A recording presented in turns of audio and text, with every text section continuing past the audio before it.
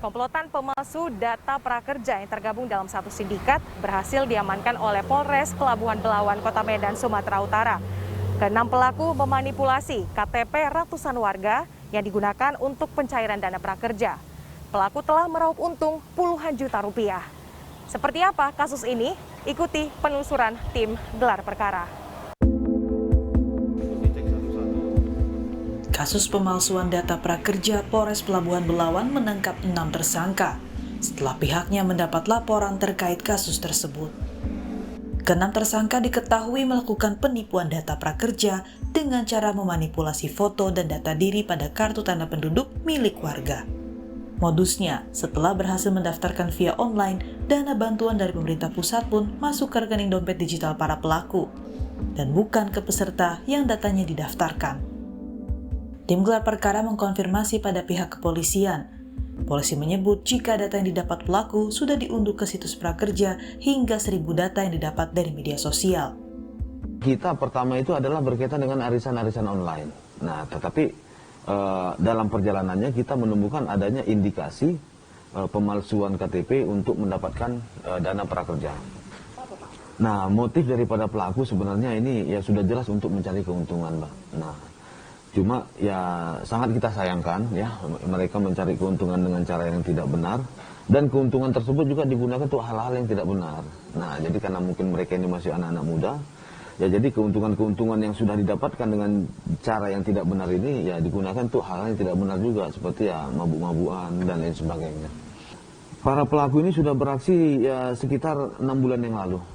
Sudah mulai sekitar bulan Juli tahun 2021. Mereka sudah mulai melakukan praktek-praktek seperti ini.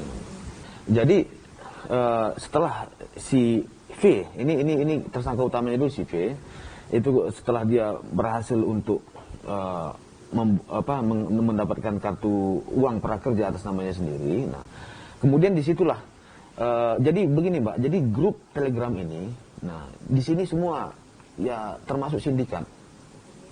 Jadi di dalam grup ini ya masing-masing orang itu men-share apa-apa yang kira-kira peluang-peluang yang bisa dijadikan uang, bahkan sindikat. Nah, bahkan bukan hanya yang dibahas bukan hanya kartu prakerja, tapi segala macam yang berkaitan dengan dunia maya. Nah, dari beberapa pilihan-pilihan ini maka si V ini itu tertarik dengan kartu prakerja. Nah, jadi setiap bentuk-bentuk kejahatan yang coba untuk ditawarkan itu semua sudah ada video-video petunjuknya, Mbak. Nah, jadi dari video-video petunjuk itulah kemudian si V ini belajar, kemudian ditambah lagi dengan tontonan-tontonan di YouTube.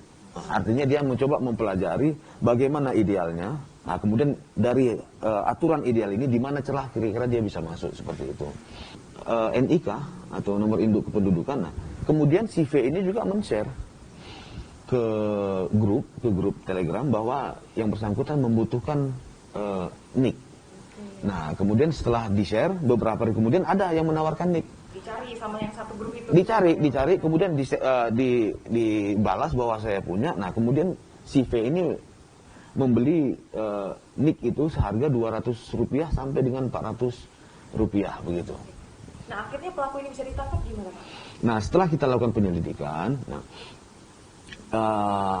yang pertama kita temukan inisial I yang sedang membuat KTP palsu di daerah Marelan.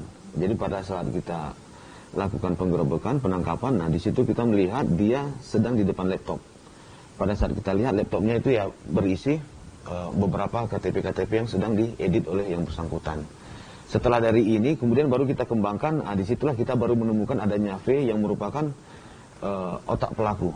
Jadi total pelaku yang sudah kita amankan, ataupun yang sudah kita tangkap, itu ada 6 orang, Mbak. Dari alat bukti yang kita dapatkan, ini sudah ada 19.000 KTP yang dimanipulasi lah, kita katakan, oleh mereka. Nah, persoalannya, ini kan ada mekanisme sesuai dengan aturan bahwa ini harus diupload dulu. Jadi syaratnya itu kita upload KTP berikut dengan ada seperti lembar pertanyaan gitu, Mbak. Lembar pertanyaan, nanti di situ ditanya kerja kita apa, umur berapa segala macam, itu kemudian diupload.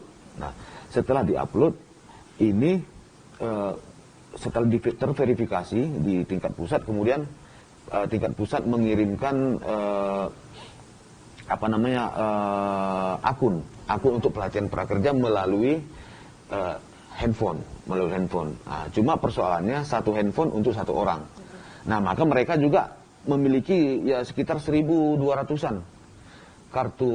Mereka beli kartu ganti. Iya, beli kartu ganti-ganti. Nah, CV ini sebenarnya berupaya, Mbak, melobi beberapa lembaga pelatihan yang memang sudah direkomended untuk mendapatkan kartu prakerja itu, agar pelatihan ini bisa dilakukan secara formalitas. Artinya dianggap ikut pelatihan, tetapi faktanya tidak. Nah, tetapi alhamdulillahnya tidak ada lembaga pendidikan ataupun lembaga pelatihan yang mengiyakan permintaan Verina memanipulasi KTP, kemudian bertugas untuk mengupload. Nah, termasuk mereka juga mengikuti pelatihan sampai dengan didapatkannya kartu prakerja. Tetapi sekali lagi, satu orang hanya boleh satu, karena terkunci oleh beberapa mekanisme sistem yang sudah memang disusun oleh kementerian. Begitu.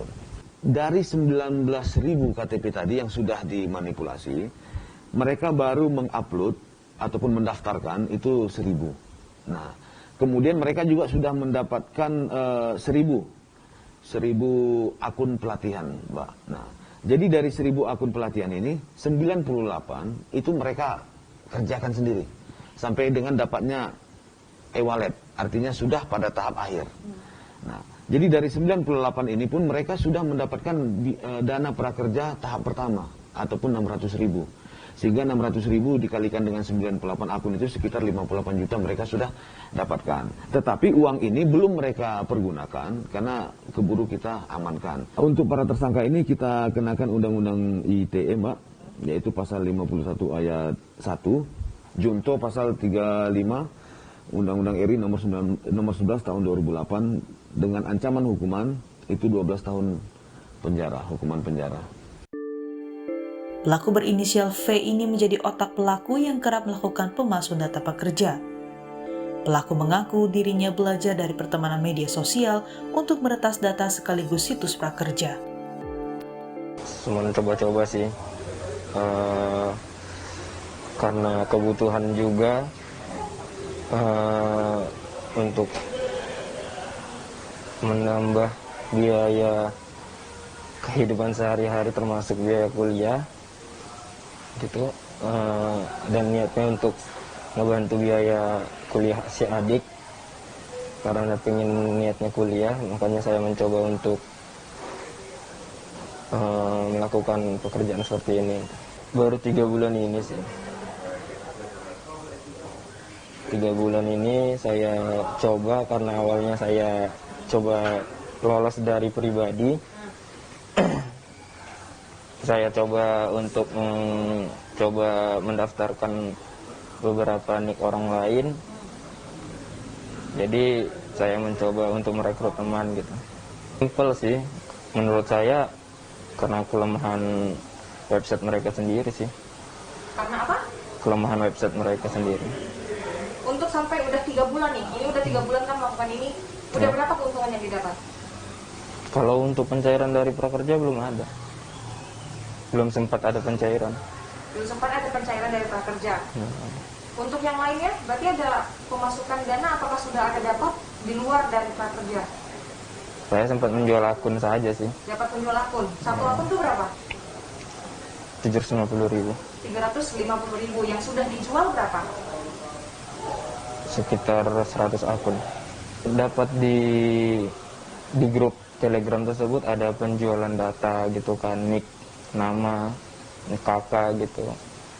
Jadi saya beli dalam grup itu. Oh, mau mendapatkan data dari dalam grup itu juga harus beli? Harus dong. Harus beli ya? Oh. Terakhir itu yang diamankan, mereka baru hanya bergabung membantu saya gitu. Berapa lama? Udah berapa lama mereka?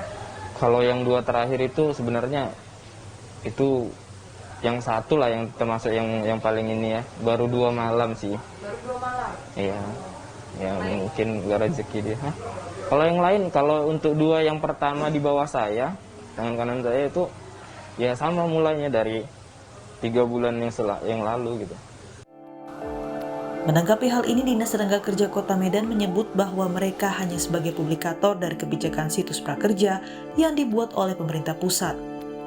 Pihaknya pun menyebut hingga saat ini belum ada aduan menyoal data prakerja yang dipalsukan. Menyarankan, pertama kalau misalnya membuat akun ini kita sangat mudah. Hanya dengan kita mempunyai email, itu sudah bisa. Tapi untuk warga masyarakat, kalau misalnya mempunyai identitas diri, itu juga harus memiliki kerahasiaan.